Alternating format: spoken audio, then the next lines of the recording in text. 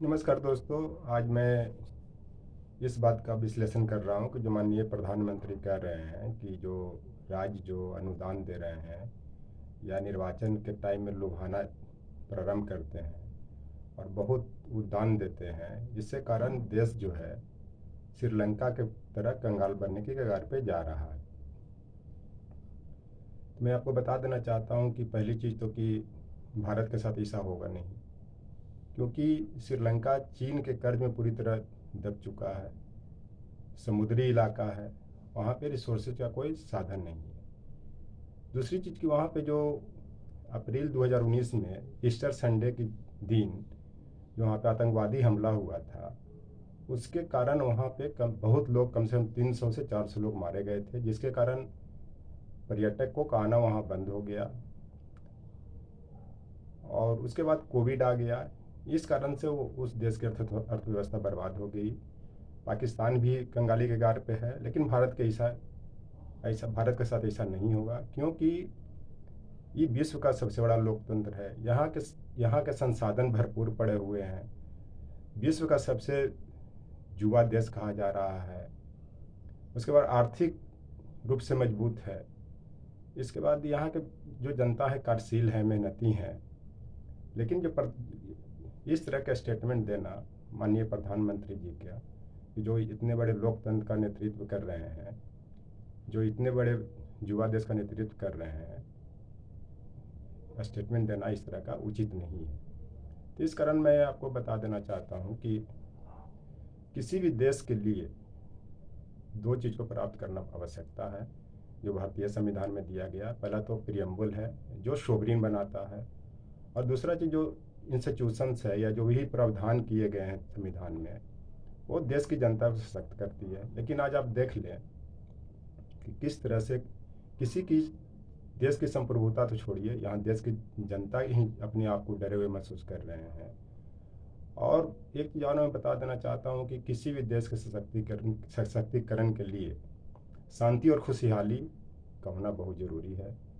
लेकिन आज जो भारत जो है हैप्पीनेस इंडेक्स में वर्ल्ड लेवल पर 149 देशों में से 139वें पर है। जबकि इससे जो आसपास के देश हैं, जैसे बांग्लादेश हो गया, पाकिस्तान तक भी, श्रीलंका भी खुशहाल है, क्योंकि वहाँ की जनता सुखीपूर्वक रह रहे हैं, शांति प्रिय रह रहे हैं। लेकिन भारत की जो स्थिति है, देखिए हर जगह किस तरह से अशांत लोग एक दूसरे से डरे हुए महसूस कर रहे हैं, शांति महसूस नहीं कर रहे हैं। तो आप इससे अंदाज लगा सकते हैं कि इस देश में क्या हो रहा है, नहीं हो रहा।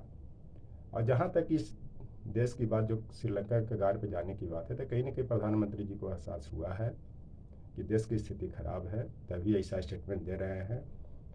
इसका कारण है कि अब क्यों हुआ, मैं बता देना चाहता हूँ कि 2016 में जो विमुद्रीकरण किया गया, जिसको डिमोनेटाइजेशन कहते हैं, उसने देश की अर्थव्यवस्था को ध्वस्त किया।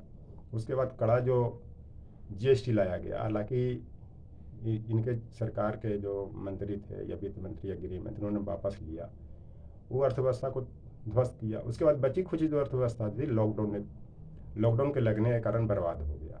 तो हो सकता है इनको लग रहा होगा, लेकिन देश कभी ना श्रीलंका बनेगा, मैं आपको बता देना चाहता हूँ। दूसरी चीज़ की, इसमें भारत भारती में एक भी मैथिली शरण गुप्त ने लिखा था, एक कविता की दो पंक्तियाँ ही है कि वे आ रही थे जिन्होंने जिन्होंने जिन्होंने परिहित वे आ रही थे जिन्होंने परिहित त्याग दिया अपने स्वार्थ को, लेकिन वे आ रही थे जो कभी अपने लिए जीते न, तो स्वार्थ रथ हो मोह का मदिरा पीते नहीं थे। मैंने ये जो भारत का इतिहास रहा है, जो भी आर्य यहाँ आए वो कभी स्वार्थ के लिए नहीं जिए, लेकिन आप स्वार्थ के लिए जी रहे हैं। आप देख सकते हैं कि किस तरह से आप स्वार्थ के लिए जी रहे हैं, क्या क्या कर रहे हैं। नहीं, यहाँ तक कि प्रधानमंत्री केयर फंड्स का जो भी आरटीआई लगाया गया, उसका आपने ब्यौरा नहीं दिया, कितना पैसा है नहीं है, उनको उसको आपने ट्रस्ट घोषित कर दिया, जबकि वो देश की जनता की पैसा है, चाहे इंडस्ट्रियलिस्ट दे चाहे कोई भी दे। दूसरी चीज़ की, जो भी निर्वाचन के टाइम में जो भी क्षेत्रीय दल हैं, वो ओबीसी, एससी, एसटी या माइनॉरिटी के हैं, वो अपने लोगों को देते हैं जो गरीबी है। बहुत से ऐसे ओबीसी, एससी, एसटी, माइनॉरिटी के लोग भी हैं कि जो मोबाइल तक नहीं देखा है, या फिर टेबलेट तक नहीं देखा है, लैपटॉप तक नहीं देखा है। तो एक तरह से उनमें दे करके उनको शिक्षा के ओर बढ़ने की इशारा कर रहे हैं ताकि आप पढ़ें। और ख़ास करके देश की कंगाली का एक कारण ये अशिक्षा, गरीबी, बेरोजगारी सब व्याप्त होता है। महंगाई आप देख लीजिए, आज पेट्रोल कितने चल रहा है, मैंने 100 रुपये से 150 रुपये लीटर के बीच में आया। डीजल का भी हाल देख लीजिए, रसोई गैस का भी हाल देख लीजिए। आपने उज्ज्वला योजना की तरह इतना मुफ्त गैस सिलेंडर बांटा और बताया कि भाई बहनों के लिए धुआं में परेशान रहती है, आज वो सिलेंडर भराने के लायक नहीं है और सिलेंडर कहाँ गया कोई पता नहीं। जबकि इसमें देश के संसाधन ने आपने बहुत बर्बाद किया। जितना आपने मुफ्त बांटा उतना किसी ने नहीं बांटा, खास करके इलेक्शन के आने के टाइम में। दूसरी चीज़ कि आपने कितने लोगों को अरबपति बना दिया कि कोविड काल में मात्र 1 साल में 45 से 50 लोग अरबपति बन गए। किसने बनाया, किसने दान दिया और कैसे बन गया, इसका आज तक कोई विश्लेषण नहीं हो पाया। तो आप इसी से अंदाज लगा सकते हैं कि कौन देश के कंगाली पर ले जा रहे हैं।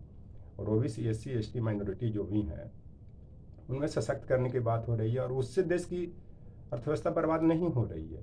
जो अरबपति बन रहे हैं उससे बना हो रहे हैं। तो कहावत भी है कि खेत खाई गधा मार पिटाई जुलाह। इसका इस मुहावरा का निहितार्थ यह होता है कि सारा तो कंगाली के कगार पे आप ले जा रहे हैं, क्योंकि आप पूरा देश के लीड कर रहे हैं, उन लोग तो बदनाम कर रहे हैं। अरे एक और कहावत है कि चलनी दूसरे सुपा के कि तुम्हें बहुत छेद है। खुद आप में तो इतना होल है, इतना करप्शन में लोग घिरे हुए हैं, आप उन लोग पर दोष दे रहे हैं। उन लोग कितने डोनेट कर रहे हैं। दूसरी चीज़ की तो उन लोग विपक्ष में है, उनका तो अपना पैसा भी नहीं है, सरकार की पैसा नहीं है, वो तो अपना पार्टी फंड से या जहाँ जहाँ से चंदा आता है जैसे भी होता है या अपना लोन लेकर के ये करके करते हैं, तो बात बनती है। दूसरी चीज़ की किसी भी देश की अर्थव्यवस्था को मजबूत करने के लिए बैंक का अहम रोल होता है। लेकिन आप देख लीजिए कि अभी जेबीजी कंपनी जो शिप्स बनाता था उस पर कितना 100 करोड़ का कर्ज लेकर डूब गया। आपका कितने मेहुल चौकसी भाग गया, विजय माल्या भाग गया, जो भी बन गया भाग गया। तो इस तरह से कंगाली के कारण किसने कहा, आपके छोटे भैया ही या आपके राजनेता ही कर दिलवा, चाहे किसी पार्टी की भी हो। तो आप इसी से अंदाज लगा सकते हैं कि इस देश की कंगाली की ओर कौन ले जा रहे हैं, नहीं ले जा रहे हैं। इसी में एक और भारत भारती में ही कहा गया था, तो ये यदि अस्थिया जिन्होंने परमारशील सीवी हरिचंद्र दधीची से होते रहे दानिया। यहाँ तो ऐसे दानी रहे कि दधीची ने भी लगा कि अगर मेरे अस्थि से अगर धनुष बाण बनने के बाद कुछ राक्षस का हत्या हो सकती तो उन्होंने अपना दान कर दिया। हरिचंद्र ने भी देखा, सीवी ने भी देखा। लेकिन आपने तो अस्थियाँ छोड़ो, हड्डियों तोड़ने की बात करते हैं।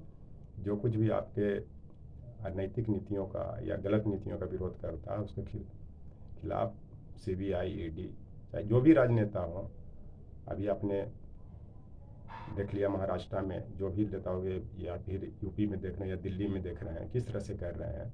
तो अब इस तरह से डराइएगा तो फिर कैसे उन लोग अपना सच्चाई को उजागर करें। ठीक है आपका विपक्ष की पार्टी, लेकिन वो भी कोई किसी न किसी दल का प्रतिनिधित्व कर रहे हैं, देश की भला की बात कर रहे हैं। ये चलते ही ये देश कंगाली के गार पे नहीं जा रहा है। ये हमेशा से इस देश की विरासत रही है। इतिहास उठा के देख लिए, चाहे आर्य हो चाहे जो भी हो, चाहे मुस्लिम आक्रमणकारियों जो लंबे समय तक शासन की, अकबर रहे चाहे जहांगीर रहे। इसके पहले अशोक, गुप्त पीरियड को स्वर्ण काल कहा जाता था प्राचीन काल में।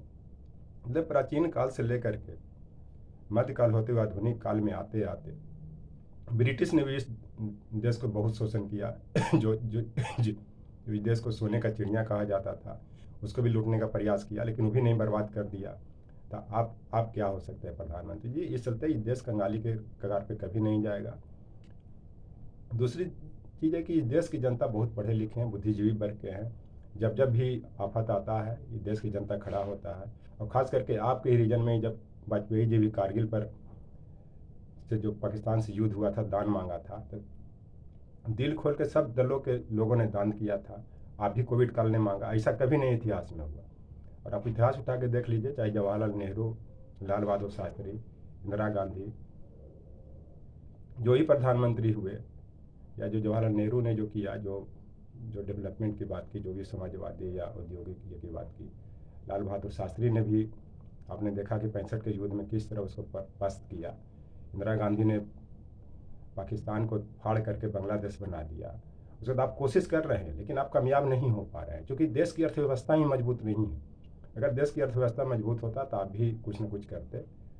अब आपको कहीं ना कहीं इंडिकेशन मिला है, और मैं आज ही बता रहा हूँ कि आपने जो 2024 तक इस देश को $5 ट्रिलियन की अर्थव्यवस्था बनाने की बात की थी, लेकिन मुझे लग रहा है कि देश $5 ट्रिलियन के कर्ज से लद चुका होगा, अगर कोई ऐसा आपने चमत्कार नहीं किया।